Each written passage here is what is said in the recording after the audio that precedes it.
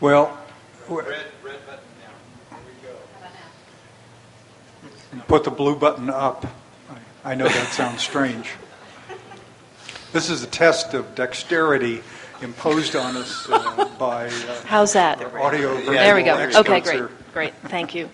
So first, I wanted to thank you for rearranging your agenda today to accommodate me. I'm also joined by Carl Wilcox at the Department of Fish and Wildlife and Gordon Enos from the Department of Water Resources. Very famed Mr. Enos, Right. featured in Maven's column extensively Right. this week, last week, one of the two. And I haven't actually been before the council members in quite some time, so I did want to congratulate you on completing and adopting the Delta Plan. That's an enormous accomplishment, and I know very well how challenging those kinds of plans are to put together, so congratulations on that. I also think it's welcome progress when the Natural Resources Agency thinks about the conservation plan and the implications of the conservation plan becoming a part of the overall Delta Plan. So we can start to, I think, get a greater focus on some of the areas in which the Bay Delta Conservation Plan can achieve the Delta Plan's goals or help achieve those goals in areas which are not within the scope of the Conservation Plan, but are within the scope of the Delta Plan. And that's a pretty confusing line for the public. So I think that the more that we can do to work together to clarify that, I think the better chance we have for success in making some real tangible project even in the very near term. So today I wanted to provide both some context for moving forward, considering the adoption of the Delta Plan, as well as some just general updates on where we are in the BDCP process and working towards delivering public review materials in October. I have a short PowerPoint presentation. Oh, great. Okay. I think it's only about 12 slides. Members, I don't think we have copies of this, but we will make copies available to you after the meeting. Okay, thank you. So where we are in putting together the plan, we have administrative drafts of both the conservation plan and the EIR-EIS available. Those were released earlier this year. We received comments on the administrative draft of the EIR-EIS from the federal lead agencies. Those progress memos were made available to the public. We have also received voluminous comments, as one might expect, from many local agencies who are cooperating agencies in the NEPA process. So folks are at work right now resolving those comments and preparing the public review draft. So the public review draft will look different from the one that has been provided to date. Our expectation is that we will be able to reduce the number of significant and unavoidable effects that are identified. There's about 49 identified in the Delta, and we are doing quite a bit of work to look towards reducing those or identifying appropriate mitigation measures. So that's a very important step in our process in terms of understanding, I think, on a more granular level what the potential impacts are in the Delta, how we work with them, how that works with the Delta Plan in terms of preserving Delta as place and some of the legacy communities in the Delta. We are on the plan continuing work on the governance chapter. I know we have been engaged in discussions with the Independent Science Board and Dr. Goodwin and others about both the governance structure and the adaptive management portion of the plan, and we anticipate making revisions to those elements for the public review draft of the plan. As I mentioned, we do anticipate public review drafts becoming available in October that would initiate a formal public comment period. As you all are aware, we do have two goals that mirror the goals that the Delta Plan is working under, which is to improve water supply reliability, protect and restore the Delta ecosystem. In broad brush, We have been developing specific concrete actions that improve the operational flexibility of the state and federal water projects, reduce the conflicts between the operations of those projects and native fisheries, and secure water supplies from seismic risk, potential flooding, and long-term sea level rise. The water project, the new diversions that are part of this plan are diversions that are anticipated to come online about 10 to 15 years after a plan would be approved. So the plan itself is not contemplating near-term actions in the Delta, physical actions in the Delta, to address some of the other ideas that have been on the table in recent years for improvements to water supply reliability. The plan is also, as you are aware, proposes to protect and restore the Delta ecosystem, including the restoration of critical habitat and restoring more natural flows. So those things, I think, speak directly to elements of the Delta plan. As a conservation plan, however, under federal endangered species law and the Natural Community Conservation Planning Act, the conservation plan needs to meet very specific objectives to provide for the recovery of species under the law, and that's essentially framed by the biological goals and objectives and analysis that determines that our collective suite of actions can achieve those biological objectives over time. So those are things that are foundational to the regulatory context of the plan. So for water facilities and operations, as you all are aware, the plan proposes 3 new North Delta intakes. We are identifying 30 miles of gravity-fed tunnels, and we're also identifying operable gates at the head of Old River and other non-physical barriers to separate water supplies for human use from the fishery needs of the estuary. Very recently, as the chair mentioned, we had our engineer Gordon Enos describe some of the actions that the department has taken to reduce some of the physical impacts of the footprint of proposed facilities. We have reduced the height of the proposed pumping plants from 60 feet to 30 feet. We have reduce the number of tunnel shafts and reduce some of the roadway impacts. We also have a smaller intermediate forebay. We had originally proposed a 750-acre forebay near the town of Hood.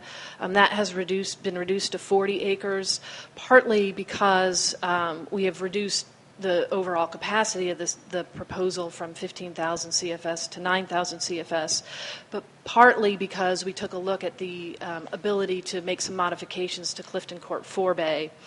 So bringing that storage need that we have for the system to another location in the Delta that would lessen impacts on Hood as a legacy community.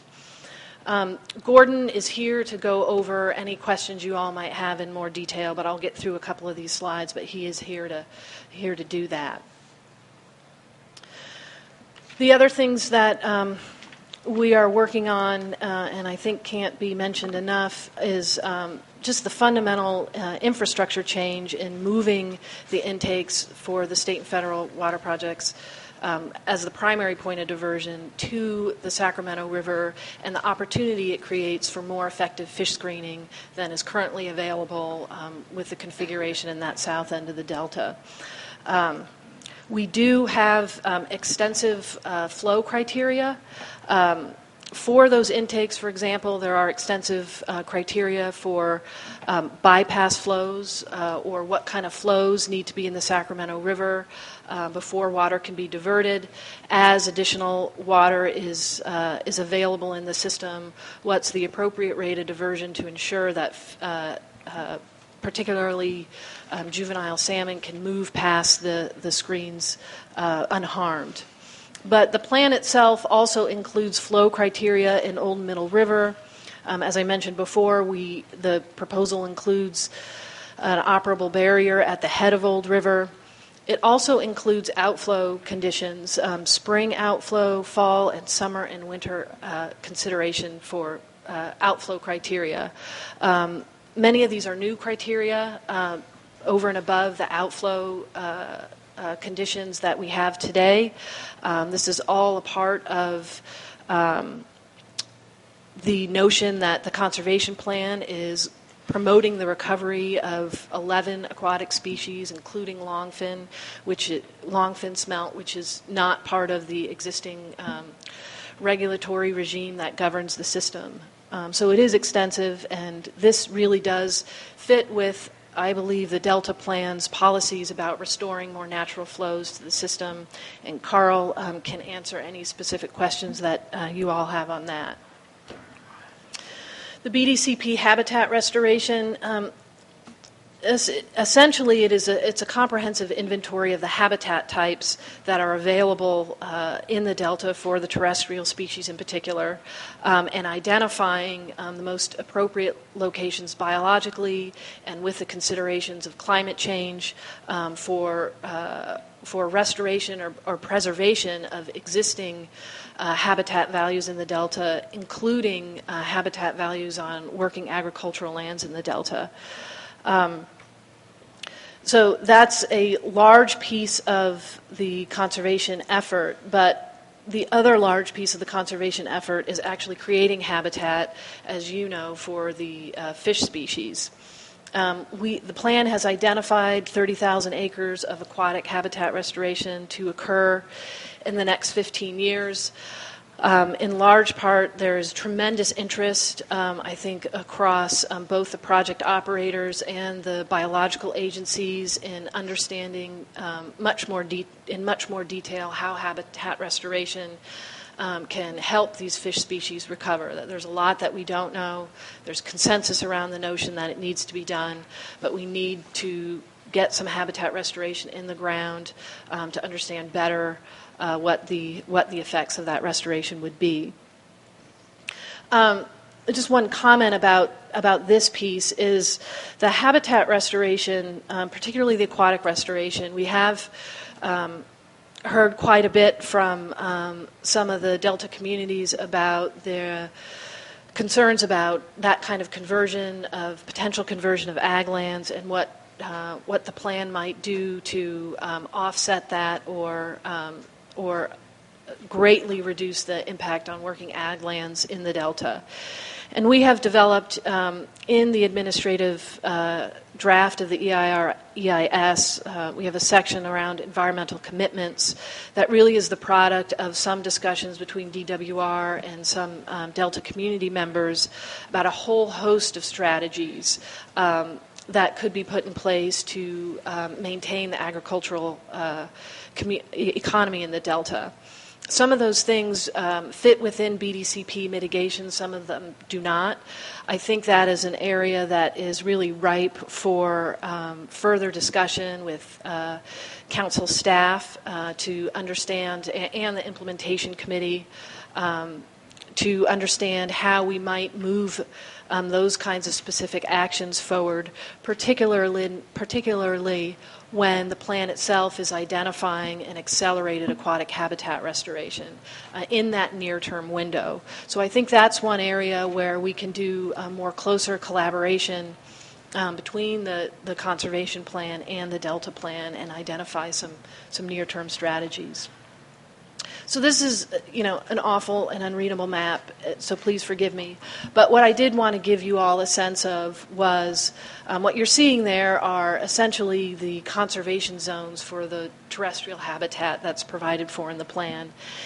And essentially for we have the 56 species covered by the plan, and 11 of them are aquatic, so the remainder 45 are terrestrial species, and they essentially fit, restoration for those species fits anywhere within the Delta where we've identified appropriate habitat.